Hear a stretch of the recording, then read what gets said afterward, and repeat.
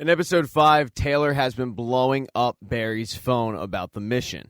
Barry, though, doesn't know if he wants to go into business with Taylor. He has to do some background check on him. And by background check, I mean he has to go and talk to Chris, because Chris is the one who introduced the two.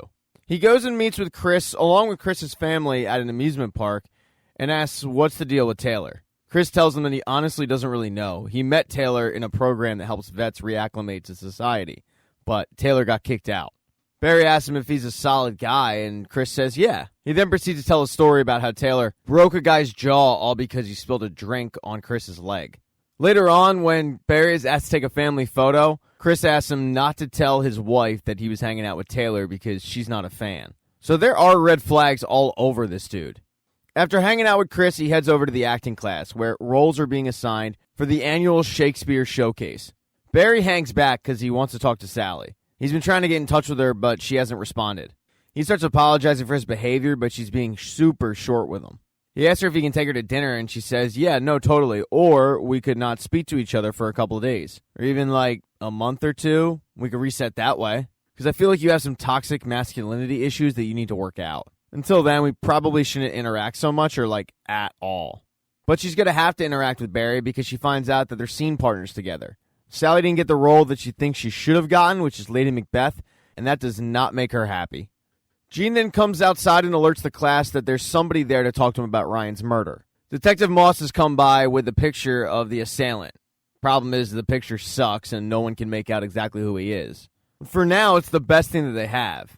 At the end of striking out, she has to speak with Eric, Jermaine, and Barry in private because those are the only guys in the class that match the perp's description. She asks Barry where he served in the Marines and for his alibi that night. Barry tells her that he had dinner with a guy named Frank Ewing, and then after that, the two went and had drinks with a guy named Ramon Diaz. When Detective Moss goes and checks these alibis, both are Fuchs. He has a briefcase full of cell phones that he answers with duct tape around it that tells him exactly who the phone is for. So when he answers the Frank Ewing one, he acts like this guy named Frank Ewing, and when he answers the Ramon Diaz one, he throws on an accent. He really should be the one in the acting class because he nails it. Detective Moss buys all of it and lets Barry go on his way. After Barry's alibi checks out, him and Fuchs head over to talk to the Chechens because the police visited Goran after all the guys that were killed were Goran's associates. They ask Goran if he recognized the voice in the lipstick camera, and of course he does. He knows it's Hank's, but he doesn't give Hank up. He is, however, pissed off at Hank for what he did. He also feels like this is a terrible time to do the Bolivian stash house hit. Barry agrees. Fuchs does not. He takes Goran aside to have a one-on-one with him to try to convince him to do the Bolivian stash house hit.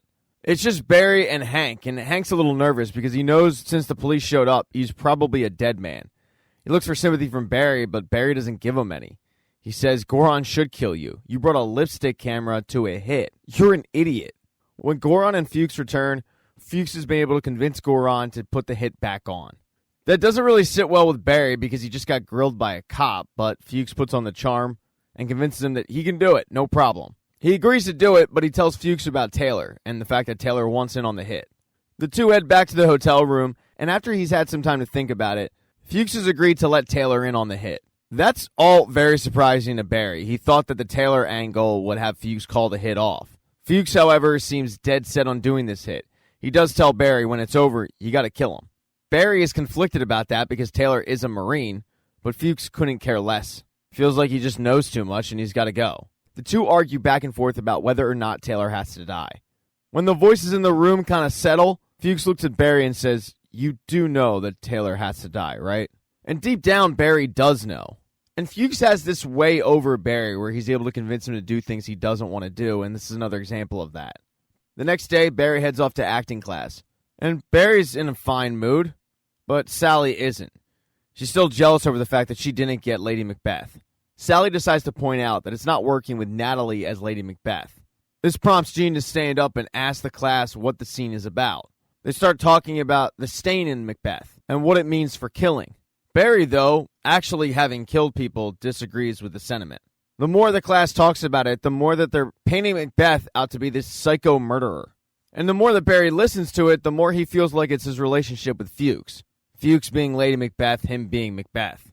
They all think that Macbeth is going to be messed up for life, and Barry just doesn't.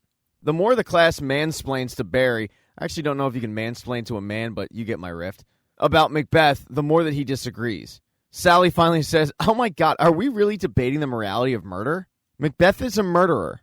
And Barry kind of snaps, saying, "Well, then I guess so am I.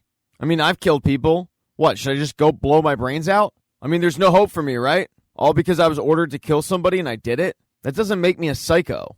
Sasha says, "No, Barry, none of us are saying that. None of us said you were a psycho." But Barry cuts her off and screams, "You all just said that.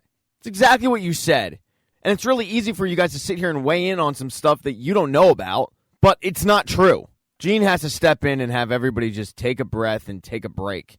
The fact is, the class never thought about what it means for soldiers. So Gene says, "I think we can all agree that if you kill outside of war, then you're a psycho." That really doesn't help Barry either, and he ends up leaving the class early. He heads back to the hotel room and has dinner with Fuchs. The rest of the class feels really bad about what they did. They all forgot he was a Marine.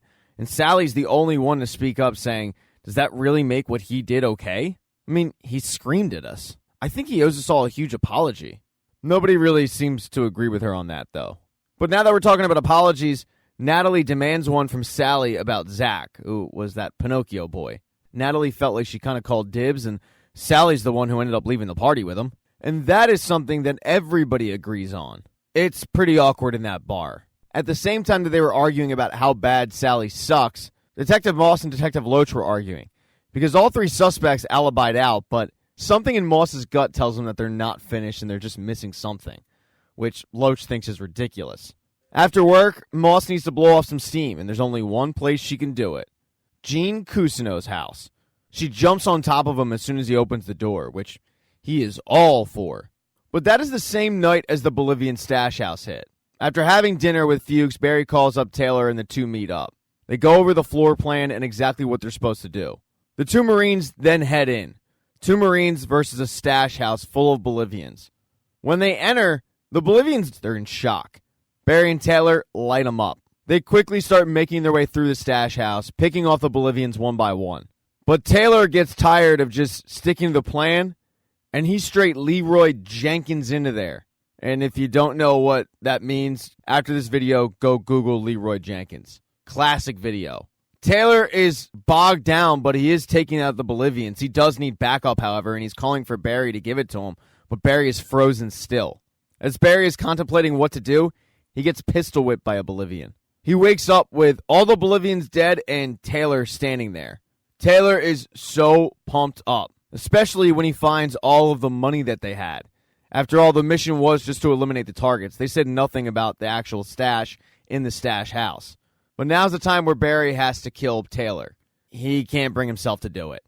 And when he meets with Fuchs in the morning, Fuchs is ecstatic because he thought that Barry was dead for sure. So he's just happy to see his old friend again. He also starts talking to Barry about how difficult it must have been to kill Taylor. And that's when Taylor shows up. Barry introduces the two, and Fuchs is stunned. Thank you so much for checking out this recap. Please consider subscribing to the channel. Hit thumbs up if you liked it. Smash that thumbs down button if you thought this sucked. Make sure to be nice in the comment section. If you don't see the next video up in the end screen there, I'll get it up in a few days, not to worry. And I have merchandise, so go buy a mug or something. It's never too early to think about Christmas gifts, folks. Once again, thank you for checking out this recap.